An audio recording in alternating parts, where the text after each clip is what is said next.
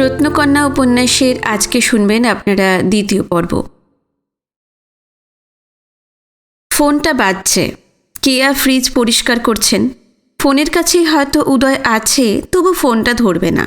যেহেতু মা আছে, এ বাড়িতে কেয়ার উপস্থিতি থাকলে কেউ কোনো কাজ নিজের থেকে করবে না, শুধু কেয়ার আজ্ঞা পালন করবে। কেয়া ফ্রিজ মোছার ন্যাকড়া রেখে ফোন ধরতে যান। ঘরে ঢুকে আশ্চর্য হয়ে যান। উদয় ফোনের সামনে দাঁড়িয়ে আছে, অথচ ফোনটা ধরছে না। কি হলো? ফোনটা তোল। তুমি তোলো, ফোনটা সুবিধার মনে হচ্ছে না। কেয়ার একটু রাগ হয়। উদয় মাঝে মধ্যে ওর বাবার মতন আচরণ করে। ফোনের আওয়াজের মধ্যে কি বোঝা যায় কোনটা দুঃখের ফোন, কোনটা সুখের? ফোনটা তোলেন কেয়া। হ্যালো, হ্যাঁ ঠিক আছে, আমরা কেউ একজন যাচ্ছি। ফোন নামিয়ে রাখেন। কার ফোন? তোমার বাবার অফিসের। বাবা অফিসে আবার গন্ডগোল করছে। তুই যা তো, বাবাকে নিয়ে আয়। আমি পারবো না, তুমি যাও। কেন পারবে না?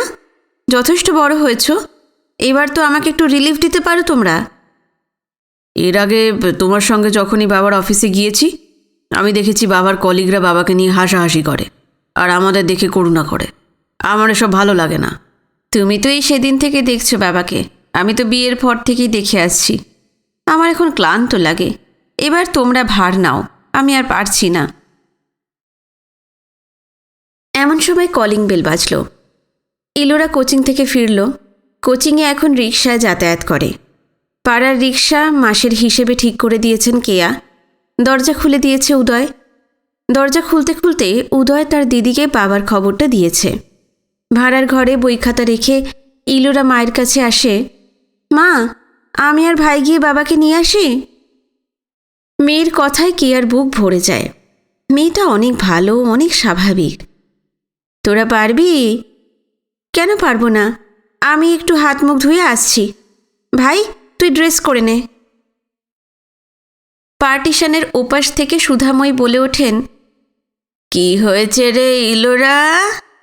কেয়া উত্তর দেন, সেটা না জানলেও চলবে, কিছু তো করতে পারবেন না, খালি কথা। ইলোরা ঠাকুমাকে বলে, বাবাকে অফিস থেকে আনতে যাচ্ছি ঠাকুমা, বাবার আজ ভালো লাগছে না কাজ করতে। ইলোরা বাথরুমে ঢুকে যায়। উদয় চুপচাপ দাঁড়িয়ে আছে। কিয়া বলেন, কি হলো, দাঁড়িয়ে রইলি? যা, জামা প্যান্ট চেঞ্জ করে নে। আমি যাব না, বললাম তো, তুমি আর দিদি যাও, আমার পড়া আছে। কিয়া বোঝেন ছেলেকে পাঠানো যাবে না। উনি শাড়ি পাল্টাতে যান। উদয় কিছুতেই বাইরের জীবনকে ফেস করতে চায় না। কিয়া জানেন উদয়ের মধ্যে ওদের বংশের পাগলামের বীজ আছে। রজতকান্তির পর হয়তো উদয় অপেক্ষা করছে বংশের অভিশাপ মাথা পেতে নিতে। ইলোরা বাথরুম থেকে বেরিয়েছে। উদয়কে জামা প্যান্ট চেঞ্জ করতে না দেখে বলল, কি হলো, যাবি না? মা যাবে, আমার ভালো লাগছে না। না, মা যাবে না। গম্ভীর স্বরে ইলোরা তার সিদ্ধান্ত জানিয়ে দেয়। কেয়া শাড়ি পরে বেরিয়ে এসে মেয়ের কথা শুনলেন, অবাক হলেন। মেয়ে তো এরকম সিদ্ধান্ত নিয়ে আগে কোনো কথা বলতো না। প্রেমে পড়ে কি মেয়ের ভাষা বদলে গেল? ছেলেটার সঙ্গে এখনো যোগাযোগ রেখেছে নাকি কে জানে। ছেলেটাকে এখনো দেখা হয়নি কেয়ার। মা, তুমি তৈরি হলে কেন? কথা হলে তো ভাই যাবে। তোর ভাইয়ের প্রেস্টিজে লাগে বাবার অফিসে যেতে, সবাই ওর দিকে নাকি করুণার চোখে তাকায়। ব্যাস, অমনি তুমি ভাইকে রেহাই দিয়ে দিলে, তাই তো? তুমি কেন বুঝতে পারছো না? এইভাবে ছেড়ে ছেড়ে ও একটা জড়ো ভরত তৈরি হবে। বাজার দোকান কিছুই করে না। এরকমভাবে চলতে থাকলে কদিন পর তো বাবার মতন হয়ে যাবে। আর একটা পাগল ইলোরা। কি সব উল্টোপাল্টা বলছিস তুই? ঠিকই বলছি মা, তোমার অত্যাধিক অ্যাক্টিভিটির জন্য বাবা আরও এইরকম হয়ে গেছে। এইবার ভাইটাও। বাহ বাহ বাহ বাবা, কি সুন্দরভাবে বাবার অসুখের কারণ হিসেবে আমাকে বেছে নিলে তুমি। অথচ তুমি ভালো করে জানো যে এই রোগটা বংশগত। বিয়ের আগে আমাকে লুকোনো হয়েছিল। তোমার ঠাকুমা। তোমরা চুপ করবে? শোন দিদি, আমি আসলে কেন যেতে চাই না জানিস? বাবার কলিগরা আমার মধ্যে লুকোনো বাবাটাকে খোঁজে।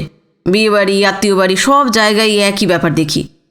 আমার এসব ভালো লাগে না, আমি আরও গুটিয়ে যাই। ও তাই? তা বংশগত রোগ যখন, তা আমিও তো পাগল হতে পারি। কই, আমি তো গুটিয়ে থাকি না। আমি তার থেকে বেশি আর একটা ব্যাপারে আতঙ্কে থাকি জানিস। কেয়া ছেলেমেয়ের সামনে থেকে সরে যান। মেয়ের ইঙ্গিত তিনি বুঝতে পেরেছেন। ইলোরা আজ যেরকম মুডে আছে, যে কোনো সময় আরও চরম আঘাত করতে পারে।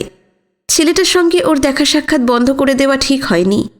ইলোরা বড় হয়ে গেছে, ওরও দাঁতের তলায় বিষথলি ভরে গেছে, ফোঁস করে উঠছে মায়ের বিরুদ্ধে। উদয় দিদির সঙ্গে যাবার জন্য তৈরি হচ্ছে এবার। কেয়া নিজের ঘরে টেলিফোনের পাশে বেতের চেয়ারে গিয়ে বসেছেন, মুখ থমথমে। এক্ষুনি ছেলে এসে একটা জামা দেখিয়ে জিজ্ঞেস করবে, মা এটা পরব? উদয় আর ওর বাবা দুজনেই পোশাক পরার সময় কেয়াকে জিজ্ঞেস করে নেয়। আজ যদি উদয় আসে জিজ্ঞেস করতে, কেয়া ঠিক করলেন তিনি বলবেন জানি না, যাও। কিন্তু না, বেশ কিছুক্ষণ অতিক্রান্ত হয়ে যাবার পরও উদয় এলো না। ভাই বোন দরজা খুলে বেরিয়ে যাবার আগে ইলোরা বলে গেল, মা দরজাটা দিয়ে দাও তো। কেয়ার গলায় একটা কষ্ট উঠে এসে আটকে গেল। উনি ঢঙ্কিলে ওটাকে ফেরত পাঠাতে চাইলেন, কিন্তু গেল না। এটা প্রায়ই হয়। পার্টিশনের ওপারে শাশুড়ির পায়চারির শব্দ, তার মানে শাশুড়ি কিছু বলতে চাইছেন। নাতি নাতনি নেই, নইলে ওদের মাধ্যমেই কথা চালাতেন। দরজা দিয়ে ফিরে আসার সময় ওপাশ থেকে শাশুড়ির গলা পেলেন, বেশ তো ছিল, আজ আবার অফিসে কি গোলমাল করলো কে জানে। ওষুধ টষুধগুলো ঠিক মতো খায় কি না কে জানে। কেয়ার মাথা গরম হয়ে গেল। স্পষ্টত শাশুড়ি ওকেই দোষারোপ করছেন, যেন কেয়া ওষুধের পয়সা বাঁচাচ্ছেন। এক এক সময় কেয়ার মনে হয় সোজা গিয়ে বুড়ির গলাটা টিপে ধরেন। আবার এও জানেন তা তিনি কোনোদিনই পারবেন না। কেননা কেয়া মুরগি কাটা দেখতে পারেন না, ইঞ্জেকশন দেওয়া দেখতে পারেন না। যেটা পারেন সেটা হলো বুড়িকে শুনিয়ে শুনিয়ে বিমানের সঙ্গে কথা বলা, অযথাই ন্যাকামি করা। বিমানের আগে আরও অনেকে ছিল। সুধাময়ী তাকে ঠকিয়েছেন, তার রূপকে ঠকিয়েছেন, তার স্বপ্নকে ঠকিয়েছেন। ইলোরা উদয়ের মাথায় বংশের রোগ সাপের মতন ফোনা তুলে আছে। কাকে যে ছবল মারবে কোনো ঠিক নেই। এর কারণও এই সুধাময়ী। ওকে সহজে ছাড়বেন না কেয়া। ডালাহুসি চত্বর রোদে ঝলমল করছে। বাস, ট্যাক্সি, প্রাইভেট, মানুষ সবাই খুব ব্যস্ত। এদিক ওদিক ছোটাছুটি করছে সবাই। একটা মিনিবাস থেকে নামলো ইলোরা আর উদয় ভানু। ওদের বাবা চারদিকের এই ব্যস্ততার সঙ্গে তাল মেলাতে পারেনি বলে এরা ফেরত নিতে এসেছে। অফিসে ঢোকার মুখেই বাবার দু একজন কলিগ জিজ্ঞেস করল, তোমার মা আসেননি? ইলোরা জানে কলিগরা অপেক্ষা করছিল এই সুযোগে মাকে একবার দেখবে বলে। মা যে দর্শনীয় এতে কোনো সন্দেহ নেই, তবু এই বিপদেও, এর আগেও বাবার এরকম হয়েছে। প্রত্যেকবার মা এসেছে, বেশ সেজেগুজেই এসেছে। বাবার সহকর্মীদের জিজ্ঞেস করলো ইলোরা, বাবা কোথায়? ওই যে চেয়ারে বসে আছেন। দূরে একটা চেয়ারে রজতকান্তি গুম মেরে বসে আছেন। সামনের টেবিলে কোনো কাগজপত্র নেই। ইলোরা উদয় এগিয়ে যায় বাবার দিকে। বাবার জামা ভিজে, মাথায় জল, শূন্য দৃষ্টিতে চেয়ে আছে। বাবার গায়ে মাথায় জল কেন? পাশে হাঁটতে থাকা বাবার এক কলিগ বলল, উনি বাথরুমে ঢুকে বসেছিলেন, কিছুতেই বেরোচ্ছিলেন না। কেন? কলিগ কোনো উত্তর দিল না। উদয় ইলোরার বাবার পাশে এসে দাঁড়িয়েছে। আরও কয়েকজন স্টাফ ওদের ঘিরে দাঁড়ালো। রজতকান্তি চোখ তুলে তাকালেন ছেলে মেয়ের দিকে। ঘোলাটে চোখ, অনেক কষ্ট করে চিনলেন ছেলে মেয়েকে। ওর এতক্ষণ মনে হচ্ছিল উনি একটি গাড়ি চালিয়ে পালাচ্ছিলেন, সঙ্গে ব্যাংকের প্রচুর নতুন কয়েন। আজ সকালে ব্রাঞ্চ ম্যানেজার হঠাৎ কি মনে করে রজতকান্তিকে প্রচুর কয়েন দিয়ে বললেন, এগুলো কাউন্ট করুন তো, অল্প স্বল্প কাজ শুরু করে দিন। কতদিনই বা বসে থাকবেন, ব্রেনটা তো বসে যাবে।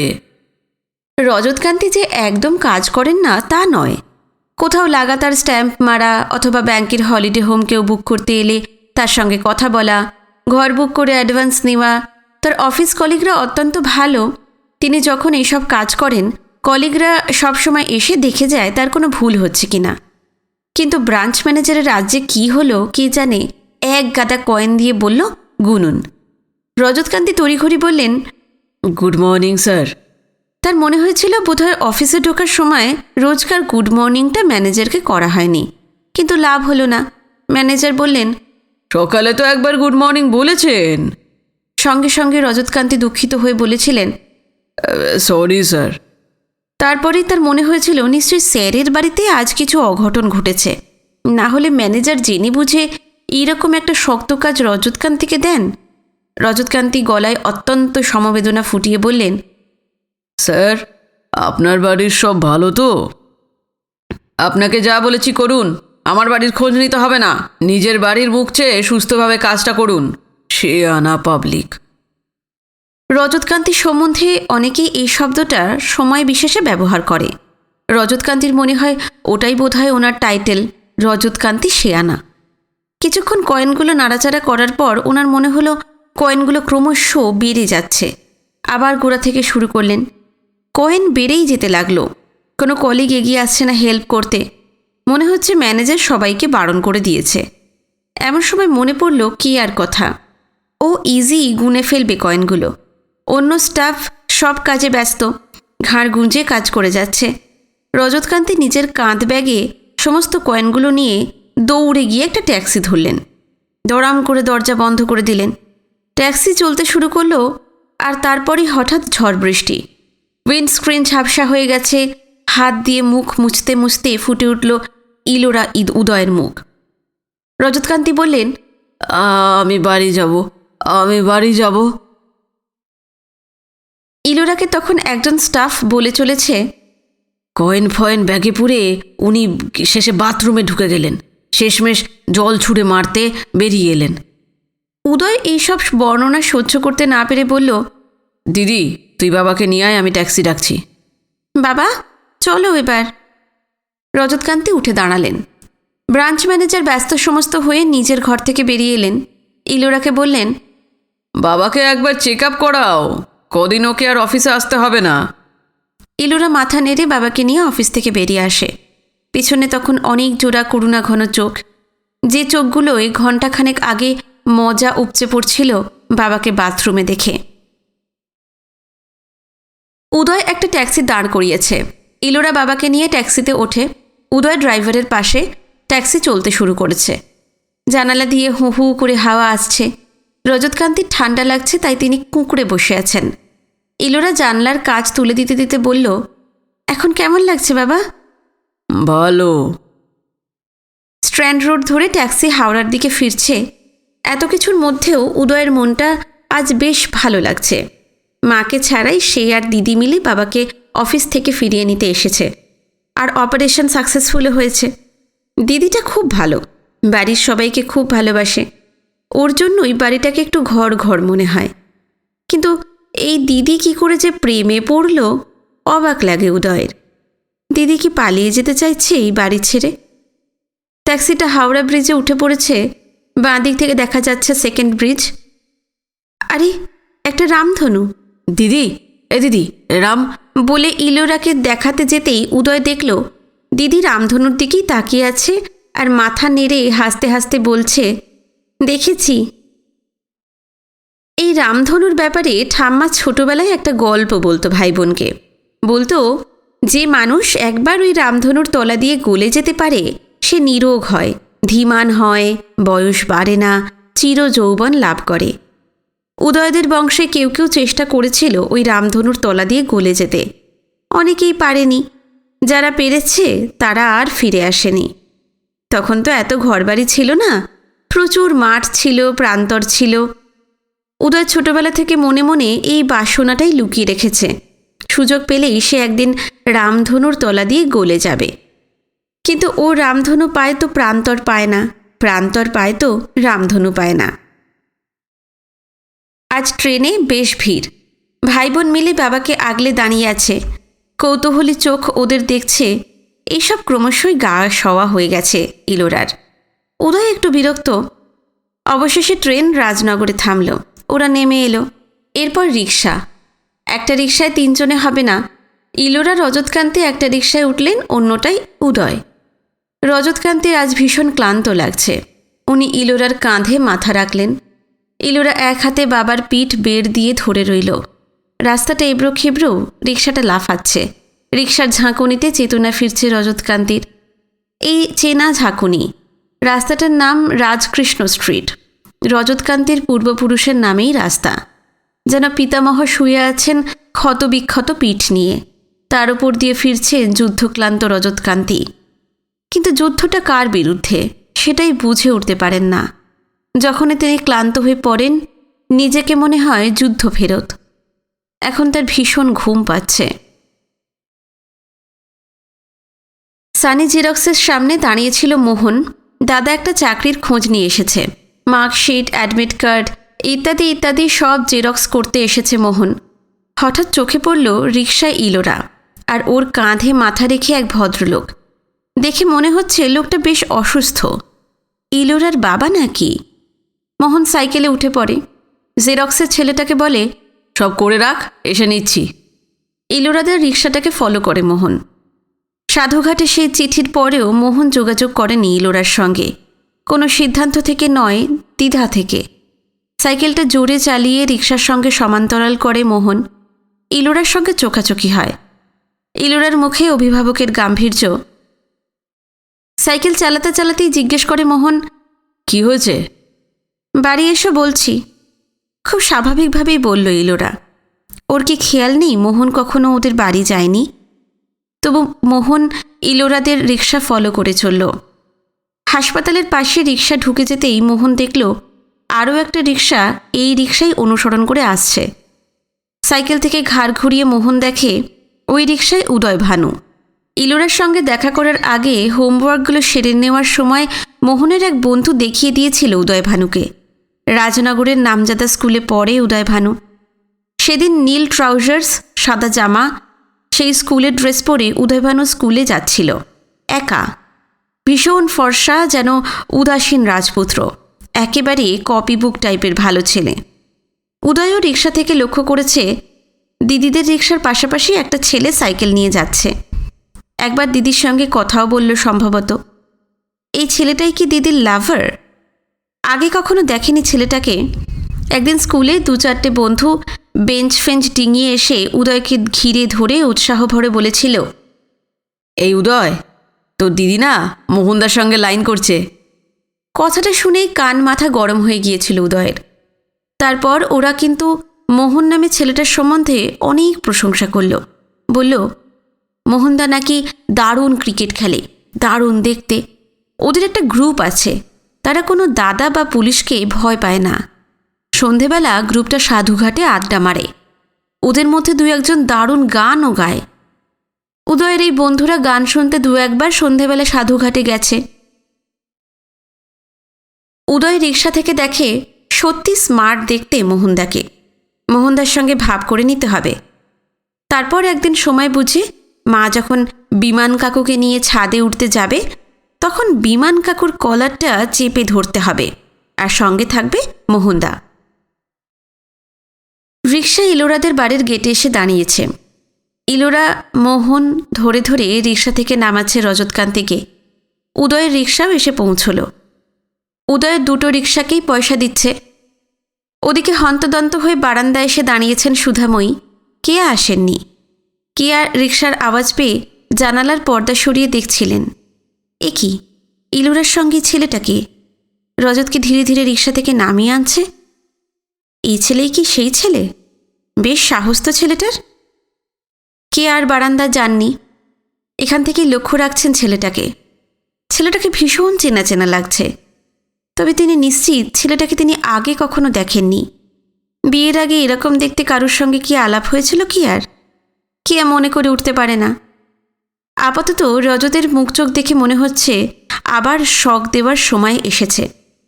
আজকেই ডক্টর সরকারের সঙ্গে ফোনে কথা বলে নিতে হবে। ওরা বারান্দায় উঠে এসেছে ইতিমধ্যে। সুধাময়ীও আশ্চর্য হয়েছেন ওদের মধ্যে অপরিচিত ছেলেটিকে দেখে। তবে দেখে ওয়াগন ব্রেকার বা হিরোইন খোর মনে তো মনে হচ্ছে না। বড় ঘরের ছেলে বলেই মনে হচ্ছে। যদিও সুধাময়ী কোনোদিন ওয়াগন ব্রেকার বা হিরোইন খোরদের দেখেননি। রজতকান্তি বারান্দায় রাখা বেতের চেয়ারটাতেই বসতে যাচ্ছিলেন, কিন্তু ইলোরা ধরে নিল। বলল, এখানে নয়, ভেতরে গিয়ে শোবে চলো। ইলোরা উদয় বাবাকে নিয়ে ঘরের ভিতর ঢুকতে যাচ্ছে। সেই সময় মোহন যখন সবে ভাবতে শুরু করেছে এখন তার কী কর্তব্য, ইলোরা বাবাকে নিয়ে যেতে যেতে বলে গেল, তুমি ঠাম্মার ঘরে গিয়ে বসো, আমি আসছি। কিন্তু মোহন তো জানে না এই বাড়িতে ঠাম্মার ঘর কোথায়। সুধাময়ী মোহনকে ডেকে নিলেন, আমার সঙ্গে এসো তো বাবা। এই বারান্দাটাতেই দুটো দরজা, একটা দিয়ে ইলোরারা ঢুকে গেল, আর একটা দরজার পর্দা সরিয়ে সুধাময়ী ঢুকলেন। মোহন তাকে অনুসরণ করল। ঘরে অল্প আলো, একটা সোফায় মোহন বসেছে, উল্টো দিকের বিছানায় বসলেন সুধাময়ী। মোহন চোখ তুলে একবার সুধাময়ীকে দেখল। এখনও চেহারায় জমিদারি গন্ধ আছে, কিন্তু মুখে অজস্র কাটাকুটি দাগ, যেন নদীর চড়ায় পাখিদের পায়ের ছাপ। কি নাম তোমার? মোহন, মোহন মুখার্জি। তা কোথাকার মুখার্জি তোমরা? মানে? মানে তোমাদের আদি বাড়ি কোথায়? এপারের না ওপারের? এই পারের। বাহ, বেশ। রাজনগরে কোথায় থাকো, কি করো? মোহন এবার একটু বিরক্তই হয়। ছেলে অসুস্থ, তাকে একবারও দেখতে না গিয়ে এখানে ইন্টারভিউ চালাচ্ছে। মোহন ঠিক করলো আর কোনো উত্তর দেবে না। সুধাময়ী বোধহয় বুঝতে পারলেন মোহনের মনোভাব, বললেন, এখন আর ঘাবড়াই না। কবে থেকেই তো দেখছি ছেলের এই অবস্থা। বেশি পড়াশুনো করতে গিয়ে মাথাটা গেল। মোহন বোঝে সুধাময়ী প্রকারান্তরে বলতে চাইছেন রোগটা বংশগত নয়। সুধাময়ী আরও বলে চলেছেন, ছেলে আমার সব ক্লাসে ফার্স্ট হয়ে উঠত, ওর বাবা। এদিকে পাশের ঘরে রজতকান্তি খাটে শুয়ে পড়েছেন। কে একটা ওষুধ খাইয়ে দিয়েছেন। ইলোরা দাঁড়িয়ে মায়ের মুখোমুখি। উদয় বাবার মাথার কাছেই বসে আছে। রজতকান্তির প্রাথমিক শুশ্রূষা সেরে এবার কেয়া মেয়ের দিকে নজর দিলেন। ছেলেটা কে? মোহন। এতে কিছু বোঝা যায় না। ছেলেটা কি তোমার পূর্ব পরিচিত? হ্যাঁ, যার সঙ্গে আমি কদিন ঘুরছিলাম। বিমান কাকু দেখে তোমাকে তো বলেছিল। ও, তা ও কেন এসেছে এখানে? রাস্তায় দেখা হলো, নিয়ে এলাম। তুমি আলাপ করিয়ে দিতে বলেছিলে, তা বলে আমি তোমাকে বলিনি তাকে বাড়িতে আনতে। তাছাড়া বাড়িতে আজ একজন অসুস্থ। বাবা তো সবসময় অসুস্থ মা, কখনো বেশি কখনো কম। তা বাবার অসুখের ব্যাপারটা ছেলেটা জানে? জানি। কেয়া অবাক হলেন। ছেলেটা সব জেনে বুঝেই এসেছে। কেয়ার আর সাহস হলো না ইলোরাকে জিজ্ঞেস করতে বাবার অসুখ সম্বন্ধে সে কত দূর কী বলেছে ছেলেটাকে। ভীষণ সরাসরি উত্তর দিচ্ছে আজ ইলোরা। এই কদিনে বেশ বড় হয়ে গেল মেয়েটা। উনি ইলোরাকে বললেন, ছেলেটাকে একবার নিয়ে এসো তো এই ঘরে। ইলোরা চলল ঠাম্মার ঘর থেকে মোহনকে আনতে। মোহন তখন ঠাম্মার সঙ্গে বেশ জমিয়ে নিয়েছে। ঠাম্মার ঘরে ঢুকে ইলোরা বলল, একবার ওই ঘরে যাবে, মা কথা বলতে চাইছে। মোহন উঠল। ও অনেকক্ষণ ধরে এই ডাক্তারই অপেক্ষায় ছিল। এবার ভদ্রমহিলার মুখোমুখি একবার দাঁড়াতে হবে। মহিলা নাকি অন্যরকম, অসম্ভব ব্যক্তিত্ব। তার স্বেচ্ছাচারী জীবনেই পাড়ার লোক, বাড়ির লোক কোনো প্রভাব ফেলতে পারে না। পাড়ার অনেক বিবাহিত দাদাই ভদ্রমহিলার অনুগ্রহ পাবার জন্য উদ্গ্রীব থাকে। ইলোরার বিমান কাকু এই পাড়ারই লোক। মোহন ইলোরার সঙ্গে এই পোর্শনে এলো। এই পাশের ঘরে আলো কি একটু বেশি? উনি সরাসরি তাকিয়ে আছেন মোহনের দিকে। উদয় বাবার পাশ থেকে উঠে দাঁড়িয়েছে। ওকে এবার এই ঘর ছাড়তে হবে। মোহনের দিকে একবার ভালো করে দেখল উদয়। মোহনদা কি জিতবে মায়ের সঙ্গে কথা কাটাকাটিতে? হঠাৎ উদয় দেখতে পেল মোহনদার ঝাঁকড়া চুলে রামধনু রঙের গুঁড়ো। মোহনদা কি রামধনুর তলা দিয়ে গলে এসেছে? উদয় পাশে ঠাম্মার ঘরে চলে যায়। ঠাম্মা সোয়েটার বুনছে। সে ঠাম্মাকে বলে, জানো ঠাম্মা, আজ বাবাকে নিয়ে ফিরছি, হাওড়া ব্রিজ থেকে দেখি সেকেন্ড ব্রিজের মাথায় ইয়া বড় একটা রামধনু। বৌদি, ও বৌদি, কোথায় গেলে গো? অসময়ে বাড়ি ঢুকে মোহন চেঁচেমেচি শুরু করে দিয়েছে। অনুরাধা সবে রান্নাঘরে ঢুকে ভাবছে অফিস ফেরত বিজনের জন্য কী জলখাবার করা যায়। মোহন তো কদাচিৎ বিকেলে বাড়ি থাকে, আজ ফিরে এসেছে। আজ জমিয়ে কিছু একটা জলখাবার করতে হবে। রান্নাঘর ছেড়ে অনুরাধা ঘরে আসে। মোহনের চোখে মুখে খুশির ঝলক, নিশ্চয়ই মজার কোনো গল্প নিয়ে এসেছে। বৌদিকে না বলা পর্যন্ত স্বস্তি নেই। কি হলো, সন্ধেবেলা বাড়ি ফিরে এলে? বন্ধুরা বোকা বলবে যে। মোহন বৌদির খোঁচা গ্রাহ্য না করে বলল, জানো বৌদি, আজ এক জমিদার বাড়ি গিয়েছিলাম। ধ্যাত, শুরু হলো গাঁজা খুঁড়ি। বিশ্বাস করো, সেই জমিদার বাড়িতে হাতিশালে হাতি, ঘোড়াশালে ঘোড়া, সেপাই, শান্ত্রী, চাকর বাকর, কিচ্ছু নেই, কিচ্ছুটি নেই, শুধু আছে অহংকার। গল্পের গন্ধ পেয়ে অনুরাধা সোফায় বসতে বসতে বলল, ভেরি ইন্টারেস্টিং তো। বানাচ্ছ না তো? বানালে কিন্তু শুনবো না। আরে না না, সত্যি, সেই জন্যই তো ছুটে এলাম তোমাকে বলতে। সে বাড়িতে এক কুঁচ বরণ কন্যা আছে, যার মেঘ বরণ চুল। এমন সময় কলিং বেল বাজল। ব্যাস, হয়ে গেল। দাদা ফিরল, এখন আর গল্প চালানো যাবে না। অনুরাধা দরজা খুলল। বিজন এসেছে। ভর সন্ধেবেলা ঘরে ভাইকে দেখে বিজন যার পর নাই আশ্চর্য হয়েছে। কি ব্যাপার ইয়াং বয়, সন্ধেবেলা বাড়িতে? শরীর টরির খারাপ নাকি? শেষ কবে সন্ধেবেলা বাড়ি ছিল মোহনের মনে পড়ে না। দাদা তার গতিবিধির মোটামুটি খোঁজ রাখে। কিছুটা প্রশ্রয়ও দিয়ে ফেলে হয়তো মোহনকে। অল্প বয়সে চাকরি পেয়ে যাবার ফলে বেকার অবস্থার যে একটা মজার দিক আছে সেটা টের পায়নি বিজন। মোহনকে দেখে সেটা পুষিয়ে নেয়। বিজন জুতো ছাড়ছে। অনুরাধা বলে, তোমার ভাই আজ এক জমিদার কন্যা দেখে এসেছে। সেই গল্পই হচ্ছিল এতক্ষণ। বিজন দেওর বৌদির এইসব খুনসুটিতে খুব একটা কান দেয় না। জমিদার কন্যা প্রসঙ্গে ওর একটা কথা মনে পড়ে যেতেই বলল, আরে মোহন, ঘড়ি বাড়ি কি ভাঙা হবে? কেন? আজ অফিস যাওয়ার সময় দেখলাম বাবু পাল লোকজন নিয়ে ঘড়ি বাড়ি মাপামাপি করছে। তাড়া ছিল বলে আর দাঁড়ায়নি, দেখিস তো খোঁজ করে। মোহনের মন খারাপ হয়ে যায়। রাজনগরের যে কোনো পুরনো বাসিন্দারই মন খারাপ হবে এই খবর শুনে। ঘড়িবাড়ি রাজনগর বাসিন্দার কাছে নস্টালজিয়া। বাবুপাল যখন হাত দিয়েছে, না গুঁড়িয়ে ছাড়বে না। ঝর্তি প্রমোটার। যে কোনো মামলা লাঞ্ছিত জমি সস্তায় কিনে ঝপাঝপ ফ্ল্যাট বানিয়ে ফেলে। সরকার শেষমেশ বিক্রি করে দিল বাড়িটাকে। তাহলে ইলুরা কি খবরটা জানে? মোহন একটু অস্থির হয়। বিজন হাত মুখ ধুয়ে এসে বলল, কিরে, বায়োডেটা সব রেডি করে রেখেছিস তো? কাল ইন্টারভিউ, খেয়াল আছে? এই যা, সব তো জেরক্সের দোকানেই পড়ে আছে, একদম ভুলে গিয়েছিলাম। বলেই মোহন বাইরের বাইরে পা বাড়ায়। অনুরাধা বলে, আরে খেয়ে যাও অন্তত। ফিরে এসে খাচ্ছি বৌদি। বলেই মোহন বেরিয়ে পড়ে। হয়ে গেল। কখন ফিরবে ঠিক নেই। আজ অ্যাপয়েন্টমেন্ট ডেট পেলাম, 1 মাস পরে ডেট দিল। বিজন বলল। অনুরাধা বুঝতে পারল না কি বলল। সে জিজ্ঞেস করল, কিসের ডেট? তোমার চেকআপের।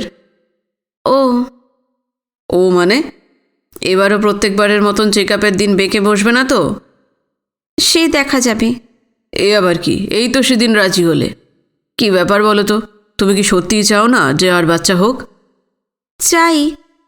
এবার মোহনের বিয়ে দেব। আজ ওর চোখ মুখ বলছিল এবারও সত্যি প্রেমে পড়েছে। ওদের বাচ্চা হলেই আবার বাড়িটা ভরে উঠবে। বিজন একটু দমে যায়। অনুরাধা আবার অলিক কল্পনা করছে। ওর জগৎটা 60 ভাগ কল্পনার। অনেক কষ্টে এই গাইনির অ্যাপয়েন্টমেন্ট জোগাড় করেছে বিজন। বিরাট ডাক্তার, দীর্ঘদিন বিদেশে ছিলেন, সদ্য দেশের টানেই ফিরে এসেছেন। বিজনের মনে এবার একটু আশা জেগেছিল, কিন্তু অনুরাধার চিন্তা স্রোত আবার অন্যদিকে বাঁক নিচ্ছে। স্রোত ফেরানোর জন্য একবার শেষ চেষ্টা করে বিজন। মোহনের কথা ছাড়ো না, ওর তো কতই বান্ধবী, ও নিজেই ঝট করে গুনে বলতে পারবে না। না গো না, এবার যেন অন্যরকম মনে হচ্ছে। যদিও গল্পটা পুরো শোনা হলো না। আচ্ছা, কালকে যে চাকরিটার জন্য তুমি ওকে পাঠাচ্ছ, ওটা বদলির চাকরি নয় তো? ও এ বাড়িতে না থাকলে। অনুরাধা চুপ করে যায়। মনে মনে ভাবে, মোহন বাড়িতে না থাকলে কীরকম যেন লাগে। কে যেন টিভির সাউন্ড অফ করে দিয়েছে, যদিও ছবি চলছে ঠিক। মোহনের দাদা, অনুরাধার স্বামী, হেড অফ দ্য ফ্যামিলি হিসেবে বিজন নিজের রোল যথাযথ প্লে করে চলেছে। সাংসারিক বিষয়ে সিদ্ধান্ত নিচ্ছে, খাচ্ছে, অফিস যাচ্ছে, খবরের কাগজ পড়ছে, এমনকি অনুরাধা সেতার বাজালে ভুল ত্রুটিও শুধরে দিচ্ছে। রোজই এক রুটিন। অ্যাডজাস্টমেন্ট এমন জায়গায় পৌঁছেছে যে স্বামী স্ত্রীর নিজেদের মধ্যে কথা না বলে ইশারাতেই কাজ চালিয়ে নিতে পারবে। তবু বিজনকে না ভালোবেসে উপায় নেই।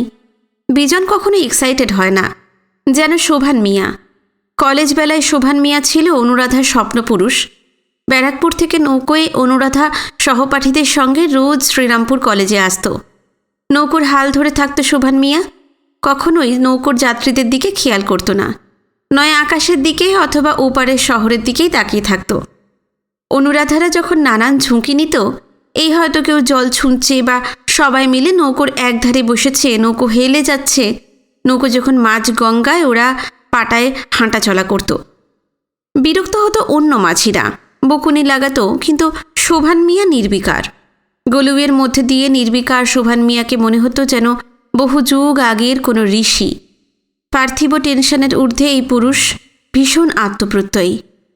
কখনো যদি অনুরাধা জলে পড়ে যায়, সেই ঋষি বিরাট রূপ ধারণ করে নেমে পড়বে জলে। পা ছবে গঙ্গার নিচের মাটিতে, জল থাকবে কোমর অবধি। তারপর দু হাতে তুলে নেবে অনুরাধাকে। আর বিজনের দু হাতের মধ্যে দিয়েই কণা গলে গেছে। বিজন ভেঙে পড়েনি। ও এখনও দু হাতে তোলপাড় করে ফেলেছে গঙ্গার জল।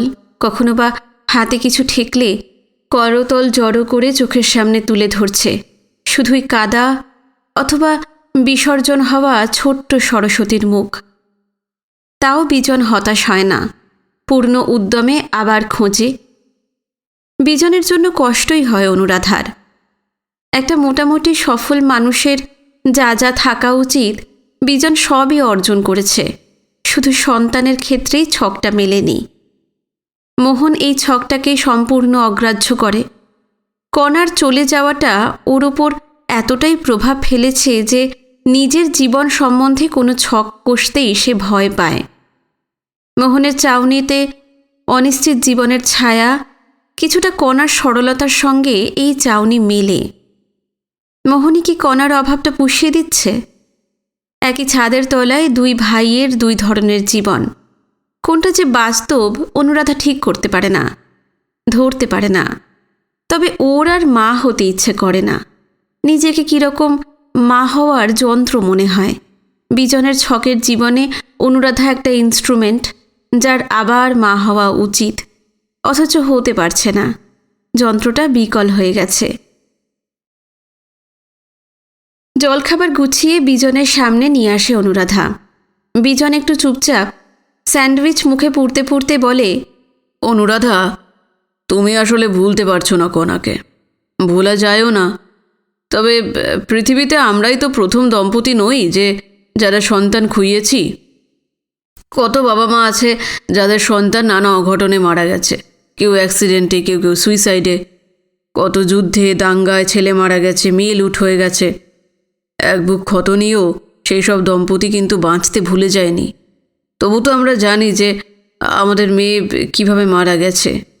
দাঙ্গা যুদ্ধে হারিয়ে যাওয়া মেয়েগুলো আজও বেঁচে আছে কিনা তাদের বাবা মারাও জানে না। ধীরে ধীরে একসময় ধরেই নেয় যে তারা মরে গেছে। আমাদের মেয়ের মৃত্যুটা, চলো না আমরা সেই সব যুদ্ধ, দুর্ঘটনা, দাঙ্গায় মৃতদের উদ্দেশ্যে উৎসর্গ করে দিই। কথা বলতে বলতে বিজন আবার সেই শোভান মিয়া হয়ে যায়। বিশাল চেহারা, কোমর অবধি গঙ্গার জল, দু হাতে জল তোলপাড় করে ফেলছে আর বলে চলেছে, মোহনের তো এখন সবে 24-25 বছর বয়স। এখনই ওর কাছে এত সাংসারিক প্রয়োজনীয়তা দাবি করো না। আরও কিছুদিন ওকে খোলা হাওয়ায় থাকতে দাও। শোক সহ্য করার ক্ষমতা এখনও অর্জন করেনি। আগে সেই ক্ষমতা আসুক, তবে তো সংসার করবে। অনুরাধা অবাক হয়ে শোনে বিজনের কথাগুলো। তাদের দাম্পত্য জীবনে বিজন মাত্র কয়েকবার এইরকম বড় হয়ে দেখা দিয়েছে। এত বড় মানুষটা কি করে একটা চেনা ছকে নিজেকে পুড়ে রাখতে পারে অনুরাধা বুঝতে পারে না। জেরক্সের দোকান থেকে অরিজিনাল কপি সব নিয়ে মোহন ঘড়িবাড়ির দিকে সাইকেল চালিয়ে দিল। ভাঙা কি শুরু হয়ে গেছে? আলো অন্ধকার রাস্তা, কোনো ল্যাম্পপোস্টের বাল্ব আছে, কোনোটার হাওয়া। দূরে একটা ল্যাম্পপোস্টের তলা দিয়ে অশেষ আসছে সাইকেলে চড়ে। মোহনের বন্ধু একটা টিউশনি সেরে আর একটায় যাচ্ছে। ও একটু দেরি করে সাধুঘাটে আসে। দুই বন্ধু মুখোমুখি হলো।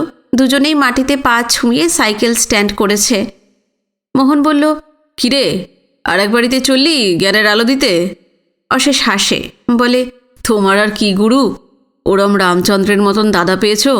আমার মতো বাবার মেজবাড়িতে তো থাকো না, রীতিমতো নোট ফেললে তবে খাওয়া জোটে।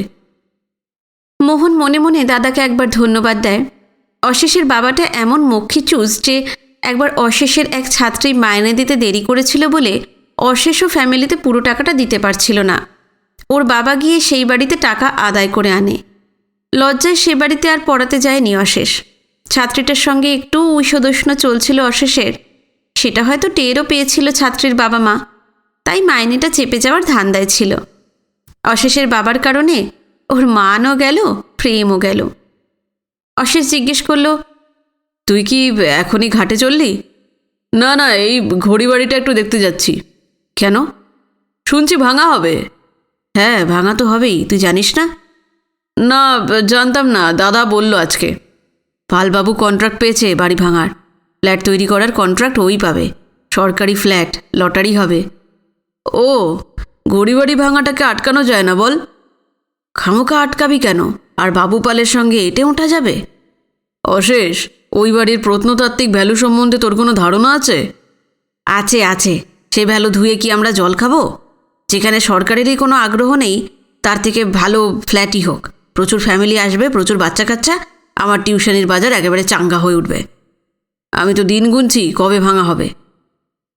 মোহন অশেষের কথায় হতোদ্যম হয়। ঘড়িবাড়ি ভাঙার বিরুদ্ধে ও একটা জনমত গঠন করার কথা ভাবছিল। প্রথম অশেষকে দিয়েই শুরু করে। অশেষ যথেষ্ট হতাশ করে মোহনকে। মোহনের রাগ হয়, বলে, আচ্ছা অশেষ, তুই যে এত টিউশনি করিস, তোর ভয় লাগে না? তোর মতন একটা বেশ খারাপ রেজাল্ট করা ছেলে অন্য ছাত্রদের পাশ করার দায়িত্ব নেয়, আমার তো ভেবেই আশ্চর্য লাগে। মোহনের কথা শুনে অশেষ হাসে, বলে, আরও আশ্চর্যের ব্যাপার কি জানিস মোহন? আমার দু একটা ছাত্র আবার ক্লাসে স্ট্যান্ড করে। হাসতে হাসতেই অশেষ প্যাটেলে চাপ মারে, বলে, জ্ঞান বিতরণ করতে করতে জ্ঞান বেড়ে গেছে রে মোহন। আমার মাথার মধ্যেও সেই জ্ঞান আর ধরে না। আমি জানি ঘড়ি বাড়ি ভাঙা হবেই, আর ফ্ল্যাট হবেই। ওই নিয়ে ভাববার কোনো মানে হয় না। চলি রে। অশেষ জ্ঞানের আলো বিতরণ করতে করতে অন্ধকার রাস্তায় ঢুকে যায়। মোহন সাইকেল চালিয়ে ঘড়িবাড়ির সামনে আসে। আলো আধারে দাঁড়িয়ে আছে ঘড়িবাড়ি, নিঝুম পুরী। কয়েকদিন আগে হয়তো পূর্ণিমা গেছে। একটা আলোর চাদর ঘড়িবাড়ির গায়ে পড়ে আছে। একটা গম্বুজের মাথায় চলন্ত ঘড়িটা নির্বোধের মতন এখনও টিকটিক করে চলছে। এককালে এই ঘড়ি কত মানুষকে তাড়া করে আয়ুর প্রান্তে নিয়ে গেছে, অথচ আর কদিন পরেই নিজেই থেমে যাবে, তা সে নিজেই জানে না। সাইকেল থেকে নেমে সাইকেল গড়িয়ে ঘড়িবাড়ির উঠোনে এসে পৌঁছয় মোহন। একবার বাড়িটার মধ্যে ঢুকতে ইচ্ছে হয় মোহনের। সাইকেল স্ট্যান্ড করে দালানে উঠে আসে। পরপর অনেক থামের চার কোণে যক্ষের মুখ। এই যক্ষগুলো কোনো দিনই খুব একটা কাজের নয়। পরিত্যক্ত অবস্থায় এই বাড়ি পড়ে থাকাকালীন এই অঞ্চলের বদলোকেরা সমস্ত মহার্ঘ জিনিস খুবলে নিয়ে গেছে। পাথরের মেঝে, পিতল মোড়া সিঁড়ি, সেগুন কাঠের দরজা, যেন ঘড়িবাড়ির হার্ট, কিডনি, লিভার কেটে নিয়ে গেছে এলাকার মানুষ। যক্ষগুলো চুপচাপ দেখেছে সব। মোহন একটা বড় ঘরের মধ্যে এসে দাঁড়িয়েছে। সেই সব শরণার্থীর সংসার আজও টেমির আলো ঘিরে বসে আছে। এত রাতে একা কখনো সে ঘড়িবাড়ির মধ্যে আসেনি। বড্ড একা লাগাতে ও একটা শরণার্থীদের সংসারের দিকে এগিয়ে যায়। মোহনকে আসতে দেখে ওই মানুষগুলোর মধ্যে থেকে একজন উঠে দাঁড়ায়। তাকে দেখে মোহন বিস্ময়ের শেষ সীমায় পৌঁছে যায়। মোহন কিছুটা ধমকে সুরেই বলল, এত রাতে তুমি এখানে কি করছো? ইলোরা উত্তর দেয়, বাড়ি ভাঙা হলে এরা কোথায় যাবে তাই জানতেই এসেছিলাম। এরকম এলোপাতারি উত্তর শুনে মোহন থমকে যায়। তারপর সন্দেহ হয়, ইলোরা সুস্থ আছে তো? গলা নরম করে মোহন বলে, চলো বাড়ি চলো। ইলোরা ওই মানুষগুলোর মধ্যে থেকে বেরিয়ে আসে। চলো বলে মোহনের সঙ্গেই হাঁটতে থাকে ইলোরা। মোহন বলে, হঠাৎ কি এমন প্রয়োজন পড়ল যে ওরা কোথায় যাবে তা তোমাকে জানতে হবে? বাড়ি ভাঙা হলে আমি ওদের সঙ্গে চলে যাব। অত আবেগ দেখিও না, জানো রাত্রির বেলা ঘড়িবাড়ি কত আনসেফ। ওরা দালান ছেড়ে উঠোনে নামে। সাইকেলের সিটে হাত দিতে মোহন দেখে সিট হিমে ভিজে গেছে ইলোরাকে বলল, নাও উঠে পড়ো, বাড়ি দিয়ে আসি। সাইকেলের রডে ওঠার আগে হঠাৎ কী যেন মনে পড়ে গেছে, এই ভঙ্গিতে ইলোরা একটু থেমে যায়। তারপর ভ্রু কুঁচকে মোহনকে জিজ্ঞেস করে, আচ্ছা তুমি কেন এত রাত্রিরে এখানে এলে? আমি চুপ করে যায় মোহন, ভাবতে থাকে কি উত্তর দেবে। সমস্ত দরজা জানালা বন্ধ থাকলেও তুমি ভোর হলে ঠিক টের পাও। এখন তেমন কোনো কড়া ঘুমের ওষুধ আবিষ্কার হয়নি যে তোমাকে ভোরের মধ্যে ঘুমিয়ে রাখবে। কেয়া পাশে ঘুমোচ্ছে। নাইট বাল্বের অল্প আলোর সঙ্গে ভেন্টিলেটরের মধ্য দিয়ে চুঁইয়ে আসা ভোরের আলো মিশেছে। সেই আলোর মিশ্রণ কেয়ার মুখের ওপর পড়ছে। কি সুন্দর নিরুদ্বেগ মুখ। কেয়ার ঘুম ভাঙলেই আবার মুখে উদ্বেগের ছায়া পড়বে, এবং তা তোমার জন্যই। ভোরের এই সময়টাই তুমি সব থেকে বেশি স্বাভাবিক থাকো। প্রায় প্রতি ভোরেই তুমি কেয়ারের নিরুদ্বেগ শান্ত মুখের দিকে তাকিয়ে প্রতিজ্ঞা করো যে ভোরের এই স্বাভাবিকতা তুমি সারা দিন ধরে রাখবে, কিন্তু পারো না। ভোর ফুটে সকাল হয়, মানুষের ঘুম ভাঙে, নানান কথাবার্তা জিজ্ঞাসা তোমার খেই হারিয়ে যায়। তোমার মা একটি সুস্থ স্বাভাবিক সন্তান চেয়েছিল, তুমি তা হতে পারোনি। তোমার বউ একজন স্মার্ট স্বামী চেয়েছিল, তুমি বিয়ের পর থেকে ক্রমশ আরও অ্যালবেলে হয়ে গেলে। তোমার ছেলেমেয়েরা একজন দায়িত্বশীল পিতা চেয়েছিল, তুমি ব্যর্থ। তোমার কোনো বন্ধু নেই, থাকলেও তুমি তাদের চিনতে পারোনি। তুমি পরিবারকে কিছু দিতে পারোনি বলে পরিবার তোমার ওপর অভিমান করে মাঝে মাঝে গাঢ়তর অন্ধকার উপহার দেয়। তোমাকে শখ দেওয়া হয়, সে যে কি কষ্টকর। মনে হয় যেন পৃথিবী থেকে তোমাকে নিক্ষিপ্ত করা হচ্ছে। গ্রহ থেকে গ্রহান্তরে তুমি ছিটকে পড়ছ। মঙ্গল বৃহস্পতি শনি পেরিয়ে যাচ্ছ, একেবারে প্লুটোর রাত্রিরে তোমাকে ছুঁড়ে ফেলে দিল তোমার পরিবার। কি পাথরের মতো কঠিন সেখানকার অন্ধকার। সূর্য থেকে কোটি কোটি কোটি মাইল দূরের সেই গ্রহ। সূর্য নিজেও কল্পনা করতে পারবে না সেখানকার অন্ধকার। এত শাস্তি পেয়েও তোমার মনে হয় কেয়া তোমাকে ভালোবাসে, কারণ ডাক্তারকে কিছু বেশি পয়সা দিয়ে শক দেওয়ার সময়টা কয়েক সেকেন্ড বাড়িয়ে দিলেই তুমি প্লুটো থেকেও ছিটকে যাবে, আর ফিরতে পারবে না। বেলা বাড়ছে, কেয়া পাশ ফিরল। নিজের সঙ্গে কথা বলা বন্ধ করলেন রজতকান্তি। ওপাশের পোর্শনে সুধাময়ী উঠে পড়েছেন ঘুম থেকে। খুটুর খুটুর আওয়াজ পাওয়া যাচ্ছে, সম্ভবত চা চাপিয়েছেন। মশারি তুলে বেড়াল পায়ে বিছানা থেকে নামেন রজতকান্তি। কি আর ঘুমের ব্যাঘাত না হয়। ভাড়ার ঘরে ছেলে মেয়েও ঘুমোচ্ছে। মাকে বাড়ির অর্ধেকটা দিয়ে দিতে চারজনের পক্ষে এপাশের পোর্শনটা বেশ ছোট হয়ে গেছে। কে আর নিজেদের ছাদের মাথায় দুটো ঘর তুলছে, লিনটান অবধি কাজ হয়ে আটকে আছে। কেন রজতকান্তি জানেন না। বিমানকে নিয়ে কেয়া মাঝে মধ্যেই ওপরে উঠে যায়। পাড়ার লোকদের আড়াল করার জন্যই কি কেয়া দেওয়াল গেঁথে রেখেছে? ঘর কি কোনোদিনও হবে না? বিমানের মতন এইরকম ন্যাকাকেষ্টকে কী করে যে কেয়ার এত পছন্দ হয় কে জানে। কি এত ওদের গল্প? কেয়ার পছন্দ পড়ে যাচ্ছে। কেয়া কি আস্তে আস্তে বুড়ি হয়ে যাচ্ছে? বিছানা থেকে উঠে মায়ের ঘরে চলে আসেন রজতকান্তি। কি রে, চা খাবি? আমি জল চাপিয়ে দিয়েছি। মনে হলো তুই উঠে পড়েছিস।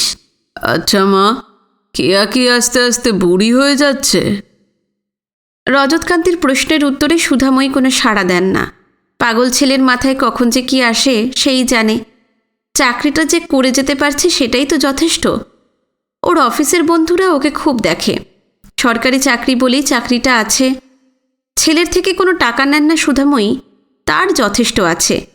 সোনাদানা এখনও যা আছে রাজনগরের কোনো পরিবারেই তা নেই। হয়তো ওই সোনার লোভেই বউ এখনও গলা টিপে ধরেনি। তবে তিনি এক টুকরো সোনা, টাকা, বাড়ির অংশ কিচ্ছু কেয়াকে দেবেন না ঠিক করেই রেখেছেন। সব নাতি নাতনিকে ভাগ করে দেবেন। তবে উদয়কে দেখলে ভয় হয়, কীরকম যেন থেকে থেকেই চুপ মেরে যায়। ও কি বংশের রোগটা পাবে? সুধাময়ের স্বামী অল্প বয়সেই মারা যান।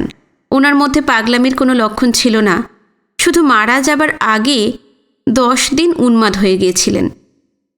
ডাক্তার বলেছিল সেটা সেরিব্রাল অ্যাটাকের কারণে, বংশের রোগ নয়। বংশের রোগটা ছিল রজতকান্তি ঠাকুরদার। সেই শ্বশুর শেষ বয়সে কি জ্বালান জ্বালিয়েছেন সুধাময়ীকে, তার বদলে দিয়েছেন বংশের এই সব শেষ সোনাদানা। উদয় কি পারবে এইসব ভোগ করতে? ইলোরা তো বলেই দিয়েছে যে ওইসব সোনাদানা সে নেবে না। গরিবদের লুট করে জমিদাররা ওইসব জমিয়েছে, ওই গয়নায় গরিবদের অভিশাপ লেগে আছে। সুধাময়ী কত বুঝিয়েছেন ইলোরাকে, তাই শ্বশুর সেরকম জমিদার ছিলেন না। কত গল্প শুনিয়েছেন রাজকৃষ্ণ চৌধুরীর, তবু বিশ্বাস করেনি নাতনি। ভীষণ অভিমানী যে, ওর জন্মের আগের ঘটনা নিয়েও যে ওর কেন এত অভিমান কে জানে। চা হয়ে গেছে। 2 কাপে চা ছেঁকে উনি ছেলের কাছে নিয়ে আসেন। হ্যাঁ রে, তোর ভালো কোনো উকিল জানা আছে? কেন মা? ভাবছি এইবার আমার সম্পত্তির একটা উইল করে রাখা উচিত। কবে আছি কবে নেই। ঠিক আছে, আমি দেখব। বললেন ঠিকই রজতকান্তি, কিন্তু মনে মনে ঠিক করলেন একদমই দেখবেন না। সিনেমায় উপন্যাসে তিনি লক্ষ্য করেছেন উইল করার পরেই বুড়ো বুড়িরা পট করে মরে যায়। তিনি মাকে মরতে দিতে চান না। শোক তাকে ট্যাবলেট খেয়ে সহ্য করতে হয়। বেশ তাড়িয়ে তাড়িয়ে চা খাচ্ছেন রজতকান্তি। রাতের রোজকার ওষুধটা অনেক সকাল অবধি তাঁবু ফেলে রাখে শরীরে। অসম্ভব ড্রাউজিনেস। মায়ের হাতে চা খেলে ড্রাউজিনেস আস্তে আস্তে কেটে যায়। কটা বাজে গো মা? 6টা। তুমি আজ হাঁটতে বেরোবে না? হ্যাঁ, এই যাব এবার। সুধাময়ী রোজ সকালে হাঁটতে বের হন। জিটি রোড ধরে হাঁটতে হাঁটতে কোন্নগর অবধি চলে যান। শ্বশুরমশাইও খুব হাঁটতে ভালোবাসতেন। পরনে সাদা সিধে ধুতি, জোব্বা, সুতি শাল, হাতে থাকতো একটা বাঁশের লাঠি। গঙ্গার ধার ধরে উনিও হেঁটে যেতেন বহুদূর। মারা যাবার 10 বছর আগে উনি অন্ধ হয়ে গিয়েছিলেন, সাধারণ একটা ছানি অপারেশন করতে গিয়ে। শেষ 5 বছর পাগল হয়ে কেটেছিল তার।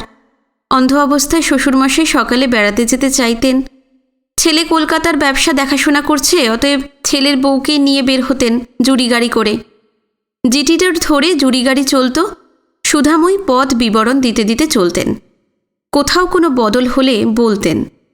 পাড়াপাড়ের নৌকো মাঝগঙ্গায় নাকি ওপারে পৌঁছে গেছে তাও বলতেন।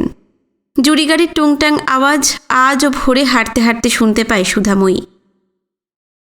চা খেতে খেতে রজতকান্তি বললেন, মা, আজ আমি তোমার সঙ্গে একটু হাঁটতে যাব? না না বাবা, তোকে যেতে হবে না, তোর শরীর ভালো নেই। তাছাড়া আজ তোর ডাক্তারের কাছে যাওয়ার আছে না। দূর, আমি যাব না। আমি তোমার সঙ্গে যাব। দাঁড়াও, তোমার বৌমাকে একবার বলে আসি। রজতকান্তি কেয়ার কাছে যান। সুধাময়ী ভাবেন, ওর কি এখন বেরোনোটা ঠিক হবে? 1 সপ্তাহ হলো শক দেওয়া হয়েছে, গতকাল থেকে একটু স্বাভাবিক আছে। কেয়া বোধহয় ছাড়বে না। ওপাশে বাথরুমে ইলোরা ঢুকেছে সম্ভবত। কথা না বললেও প্রত্যেকের পায়ের আওয়াজ, কোনো জিনিস ছোঁয়ার আওয়াজ শুনে উনি বুঝতে পারেন মানুষটাকে। ইলোরা ব্রাশ করছে। নিশ্চিত হয়ে উনি ওপারে কথা ছুড়ে দিলেন, কাল গিয়েছিলি নাকি? হ্যাঁ, এসে বলছি। ঘড়িবাড়ির কথা জিজ্ঞেস করলেন সুধাময়ী। ঘড়িবাড়ি ভাঙা হবে জেনে থেকেই ছটফট করছে মেয়েটা, অথচ ওদের বংশের কোনো গরিমার গল্প বললে মেয়েটা হেসে উড়িয়ে দিত। নিজের নাতনিকে ঠিক বুঝতে পারেন না সুধাময়ী। ও যে কার মতো হচ্ছে, ওর বাবার মতো না মায়ের মতো, কিছুতেই বোঝা যায় না। মুখ চোখ ধুয়ে ইলোরা ঠাম্মার ঘরে এলো। ঠাম্মার মুখোমুখি বেতে চেয়ারে বসতে বসতে বলল, ঠাম্মা, তোমার কাছে কত সোনার টাকা আছে? হঠাৎ এই কথা কেন? বলো না। কি করবি টাকা নিয়ে? ঘড়িবাড়িটা কিনব। সুধাময়ী হাসতে থাকেন, কিন্তু মনে মনে ভাবেন এই হলো জমিদারি রক্ত, যখন তখন এটা কিনব সেটা কিনব। এবার বললেন, কি করবি বাড়িটা কিনে? সংসার পাতবি? আগে তো কিনি। কিন্তু ও বাড়ি তো আর কেনা যাবে না। কেন? তোর ঠাকুরদার বাবা ওটা ওই সরকারকে দান করে গেছে। মানুষের কাজে লাগানোর জন্য। সরকার কি কাজে লাগাচ্ছে? বিক্রি করে দিচ্ছে তো। তার চেয়ে চলো আমাদের জিনিস আমরাই কিনে নিই। ভালো করে খোঁজ নিয়ে দেখ, বিক্রি বোধহয় করেনি। সরকার নিজেই ফ্ল্যাট তৈরি করে সস্তায় বিলি করে দেবে। শ্বশুরমশাই এমন করে উইল করে দিয়েছেন যে সরকার বিক্রি করতেই পারবে না।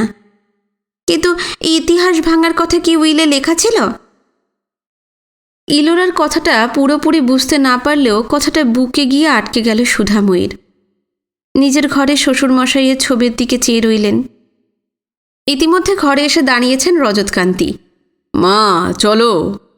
গলায় মাফলার, মাথায় টুপি, পায়ে কেডস, গায়ে যথেষ্ট শীতের পোশাক, সব পরিয়ে দিয়েছে বউ, যেন বছর 5-এর ছেলে।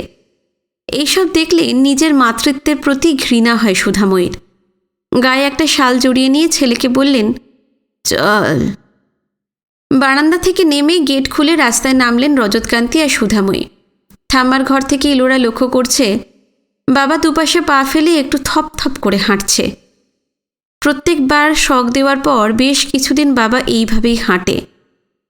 বাবা হাঁটতে হাঁটতে একবার ঠাম্মার হাতটা ধরতে গেল, সম্ভবত ঠাম্মার হাত ধরে হাঁটবে বলে। ঠাম্মা হাতটা সরিয়ে নিল, নিশ্চয়ই বিরক্ত হয়ে। ঠাম্মা অনেক কড়া ধাঁচের মানুষ। বাবার এই পরগাছা আচরণ ঠাম্মার পছন্দ নয়। সংসারে যখন ঠাম্মা হেড ছিল, বাবা এতটা বাচ্চা হয়ে যেত না। বাবা যেন বনসাই, বৃক্ষ, তবু ছায়া দেওয়ার ক্ষমতা নেই। ইলোরার মাথার ওপরটা ফাঁকা, শুধুই আকাশ। মা ছেলে গলির মোড়ে এসে দাঁড়িয়েছেন। রজতকান্তি দেখলেন একটু দূরে দিয়ে সেই সুদৃশ্য রিকশাটা যাচ্ছে, যেটা অনেকটা জুড়ি গাড়ির মতন দেখতে, যেটার ছোকরা চালক অনেকটা ঘোড়ার মতন দেখতে, ঘাড় অবধি চুল। এই রিক্সা, রিক্সা, রিক্সা। রজতকান্তি মনে মনেই দুপায়ে দৌড়লেন। সুধাময়ী ধমক লাগালেন, রিক্সা ডাকছিস কেন রে? তুই তো আমার সঙ্গে হাঁটবি বললি। রজতকান্তি লজ্জিত হলেন, বললেন, সরি।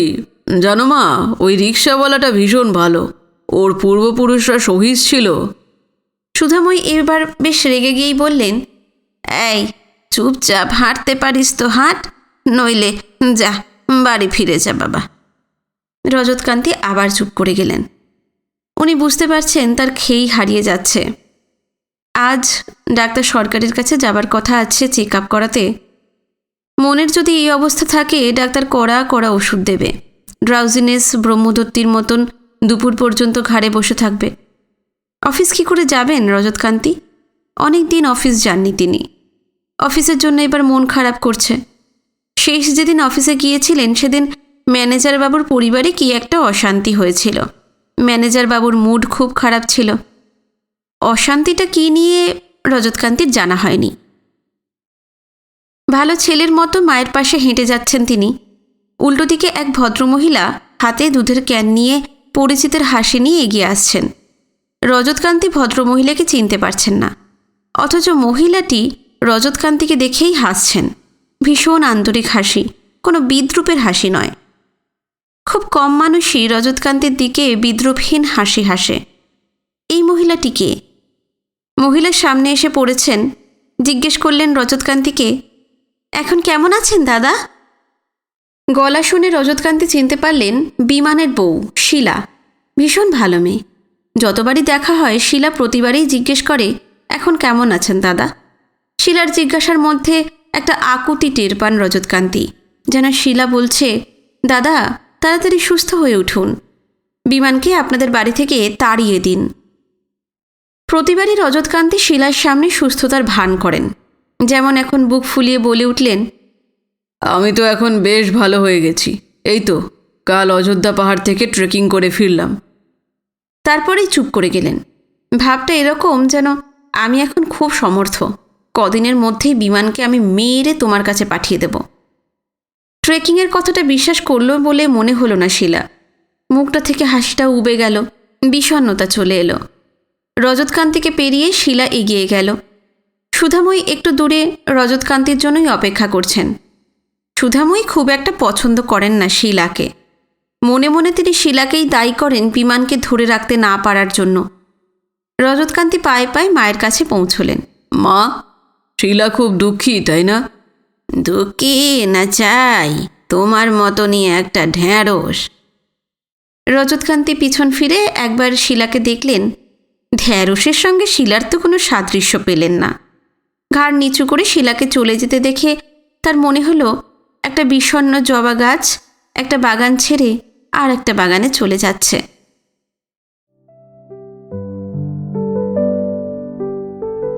আজকের পর্ব এখানে শেষ করলাম। আগামী পর্ব নিয়ে খুব শিগগিরই ফিরে আসছি। আজকের পর্ব ভালো লেগে থাকলে অবশ্যই জানাবেন। যারা নতুন এসেছেন আমার চ্যানেলে, উপন্যাস যদি ভালো লেগে থাকে, গল্প পাঠ ভালো লেগে থাকলে অবশ্যই চ্যানেলটি সাবস্ক্রাইব করে রাখবেন। নমস্কার, সবাই খুব ভালো থাকবেন।